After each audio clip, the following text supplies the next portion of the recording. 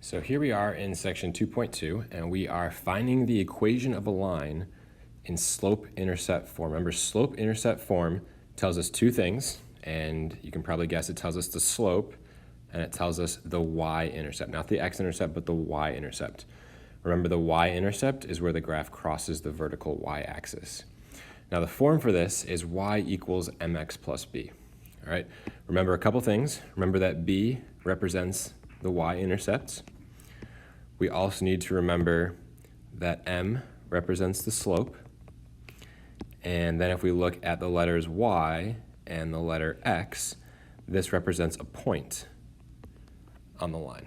All right, so I could plug in a point and see if it works for this function or this equation, and everything kind of has a purpose here. So when you think about in this section here with the reminders, first thing is that if you know 2 points, right? If I'm given two coordinates like 3, 5 and 6, 8, you can always find the slope from those 2 points. All right. Remember, the slope is the slope formula here. You can also think of it as rise over run. But if you know 2 points, you can always find the slope. All right.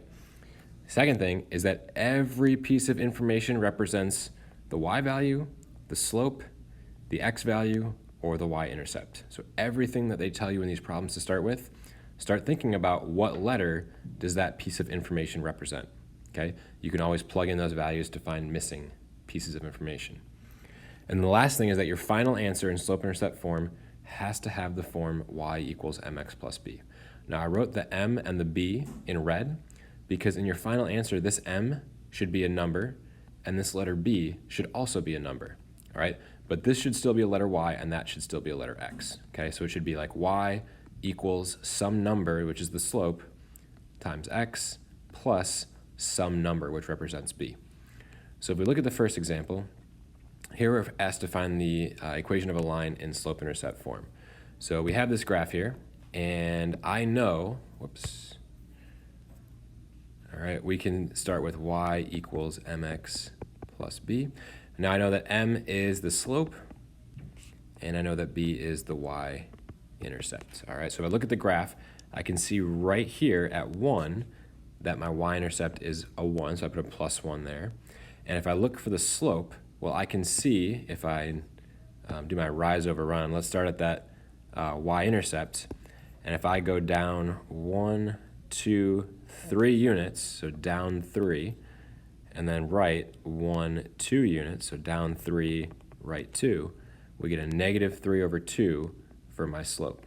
All right, so if I just keep writing my final equation, we end up with y equals negative 3 over 2x plus 1. And there you go. Second one, slope is 1/2, so I'm immediately thinking to myself that m is 1/2, and the y-intercept is 0, negative 5. That means that b is negative 5. So if I write y equals mx plus b, I can just write y equals 1/2 x minus 5. And that's your answer. That's in slope-intercept form.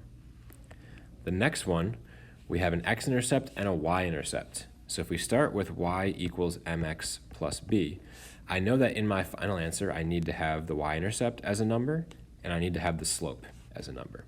Well, I do know that the y-intercept is at 4, right? The y-intercept is 0, 4, so this b should be a 4, but I don't really know what m is yet. However, I can plug in these values, right? I know that this 7 is an x value, and this 0 is a y value. So I can plug in this 7 for x, and I can plug in that 0 for y. So what this would look like is 0 equals, I don't know what the slope is yet, but I can find it. We know that x would be 7, plus we said that my b value is positive 4, so plus 4. So now I'm going to go ahead and solve this for m, trying to get m all by itself. So I'm going to start by subtracting 4 on both sides. 4's cancel. And now we've got negative 4 equals 7m. Then I want to go ahead and divide both sides by 7 to get m all by itself. 7's cancel, and we find out that the slope is negative 4 sevenths. Now that's great because if I know the slope and the y-intercept, which I know the slope and the y-intercept, I can write this in y equals mx plus b form. All right, so final answer should be y equals negative 4/7 x plus 4. And there you go, that's slope-intercept form. Next one, my slope is -4/5, so m is -4/5, and it goes through the point 10, -1. Well, I know 10 is an x value, y is -1.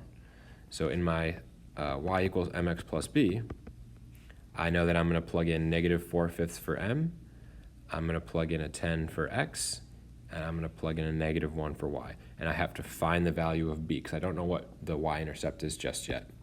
So when I plug everything in, we've got -1 equals -4/5, x is 10, plus the letter b.